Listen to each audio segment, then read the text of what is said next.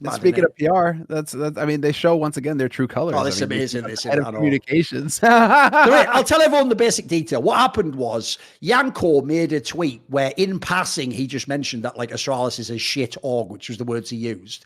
And so Steen Lawson, who is the director of communications for Astralis, and before that used to, I think, do the same role for Refresh actually when he was with like he's one of the OG guys from. Because if you remember, that was when we first sent it. It was on the Blast side, I'm pretty sure. And for some weird reason, even though his job, guys, I'll just reinstate that for you, is director of communications. His one blind spot appears to be communicating over the internet, because when Janko called it a shit org, this guy's tried to come at Janko's head, and he hasn't just done it like, don't say things about my org, please, which would be whatever. You could take that angle. His whole angle was he tried to bluff Janko and imply that he could, like, if Janko's going to, like, you know, imply that Astralis is shit, then he could tell stories as well. I assume, by the way, pure speculation, he just means FaZe Clan has a bunch of shady stories, which Janko used to work with. That would even be obvious. I don't know what that would have to do with Janko. But his mistake was this, Semmler. His mistake is Janko isn't some American guy who cares about optics. So Janko just called his bluff, and Janko just said, like, well, I'm a pretty transparent guy. Just tell whatever stories you want. So when this guy had his bluff called, and he now has to produce the stories, he just goes like, I never would, and then just backs off like.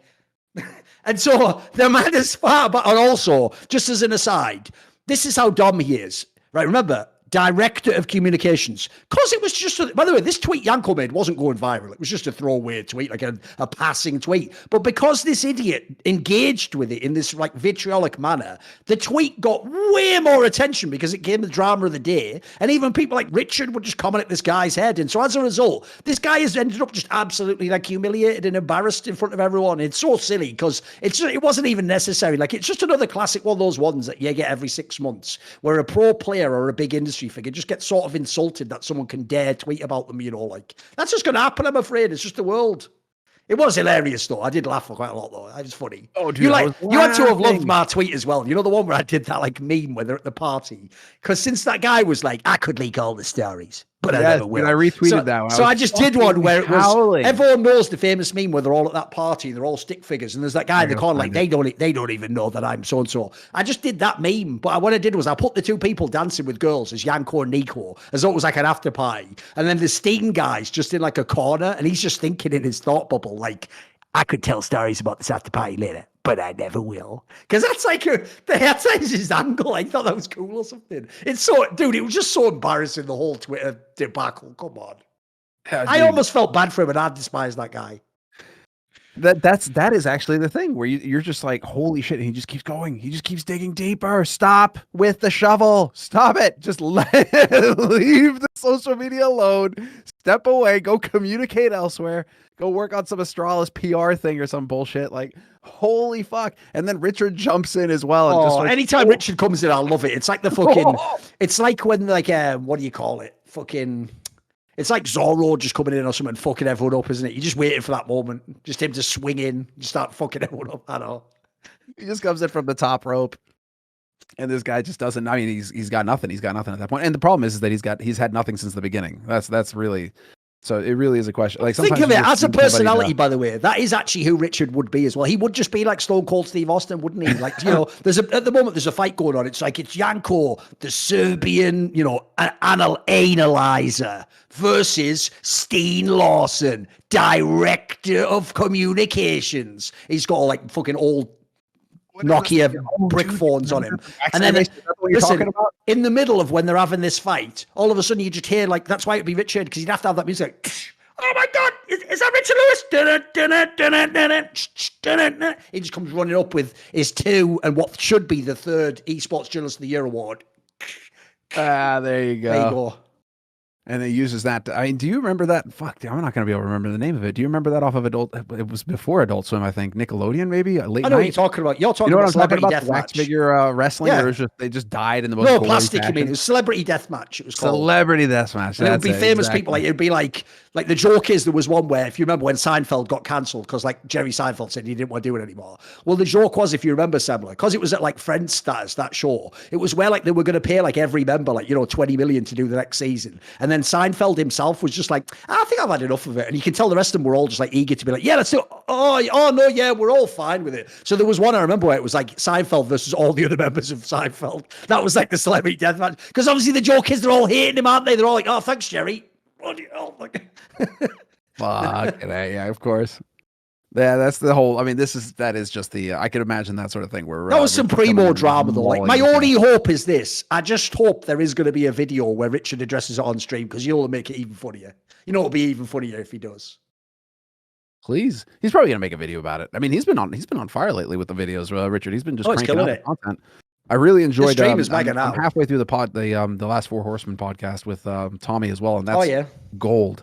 If any of you want some deep insight, it's really nice.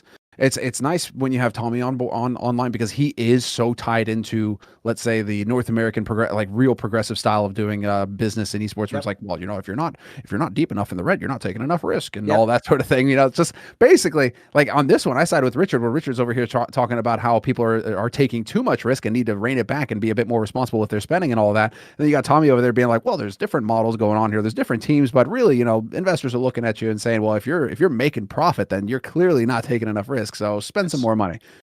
You're just like, which side is it, esports man? Which direction are you going? Like which way Western Man or whatever? Yeah, exactly. Which side? Exactly. Which way, esports man?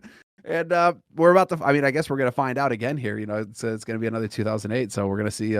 Like who's actually got the staying power to make it through on a business model. But that is a very good podcast to go and listen to if you guys are interested in the topic of the actual business of esports, because Tommy's got excellent insight, and of course, you're there with Richard, and Monty, of course, as well, has got a lot of experience on that side as well. So it was really good stuff. The only downside I would say is that was an example of a podcast where the problem Lurpus has is, because he is super deep embedded within the finance world, he does drop a lot of terminology and lingo. Like, if you notice, I every now and then try to jump in, like MG means like minimum guarantee, because unfortunately I know what he means by that, but that might just fly over a lot of people's heads. So if you can sort of cue into the terminology, there's actually like some mad depth he goes into on some of the things. Yeah, I agree. A lot of insights, actually. I learned a lot from that episode, yeah. And it really, I mean, it does put things in perspective for you. He made a couple of points. I was like, I hadn't heard that before. Okay, fair enough. It's where you have to, if you go at it with an open mind, you can take a lot out of that.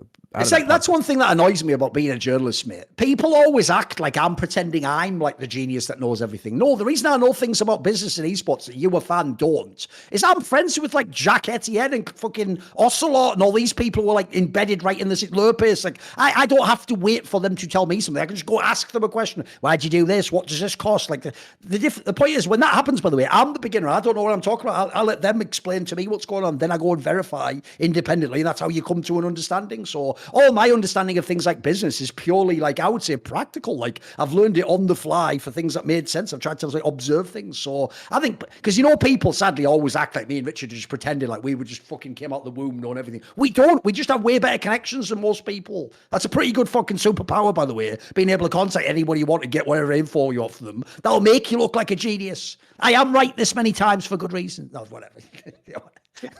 Well, that is actually one of those hardcore nostalgia trips from that New Year's party that we had recently that reminded me of like old DreamHack parties, because that was it. It was just the connections, talking to people, meeting all sorts of different people from all sorts of different walks in the industry, from marketing, from like you could meet marketers, you could meet brand ambassadors, you could meet tournament organizers, team owners, players, just everybody from all sorts of different sides of it. It was always so much fun. And that's one of those elements that may be lost unless you're actually like already made those contacts, and so you can stay in touch online, or you're reaching out, cold calling them. I guess I don't know how you do it now. You'd have to go to some convention or something like that, and even go into conventions. I mean, DreamHack was the one. Nah. See more cool, funny, interesting clips based on topics from my content? Well, subscribe to this channel then, or be a pleb and don't.